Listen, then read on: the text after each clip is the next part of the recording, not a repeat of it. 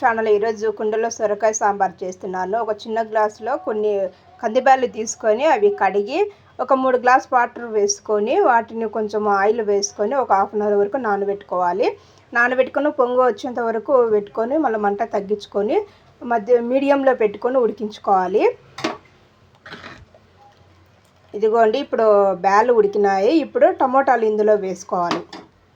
3 టమోటాలు తీసుకొని ఇలా పొడుగుగా కట్ చేసుకున్నాను. ఈ టమోటాలు వేసుకోవాలి. ఉడికేంత వరకు ఉడికించుకోవాలి. టమోటాలు ఉడికినాక ఇందులో పసుపు వేసుకొని ఉప్పు వేసుకొని మెత్తగా మెతుకుకోవాలి. 2 టేబుల్ స్పూన్లు ఆయిల్ వేసుకొని ఆవాలు, జీలకర్ర, ఎండుమిర్చి, కరివేపాకు వేసుకోవాలి. ఇంగువ వేసుకోవాలి. ఇవి వేగిన తర్వాత వెల్లుల్లిని ఇలా పచ్చపచ్చగా దంచుకోవాలి. దీన్ని అందులో వేసుకోవాలి. తెల్లవాయలు ఎక్కువ వేయించకూడదు. అవి కొంచెం స్మెల్ వంతరికించిన తర్వాత ఆనియన్ ఇలా కట్ చేసుకునేట్టు ఇందులో వేసుకోవాలి. వేగిన తర్వాత చింతపండు రసం వేసుకోవాలి. ఇందులో చింతపండు నీళ్ళు పోసుకున్నాను. ఇప్పుడు సొరకాయ తరిగినట్టు వేసుకోవాలి. సొరకాయ ముక్కని ఇలా చిన్న చిన్నగా కట్ చేసుకొని వేసుకున్నాను. ఉడికించుకొని పెట్టుకున్న బ్యాళ్ళు ఇందులో వేసుకున్నాను. పప్పు ఇప్పుడు సాంబార్ రసము వేసుకోవాలి. కారం పొడి 1 టేబుల్ స్పూన్ తగినంత వేసుకోవాలి. ఇది కాయలు ఉడికేంత వరకు ఉడికించుకొని తగినంత ఉప్పు మళ్ళీ చూసుకొని ఉప్పు వేసుకొని చివరిగా కొత్తిమీర వేసుకొని ఆఫ్ చేసుకోవాలి.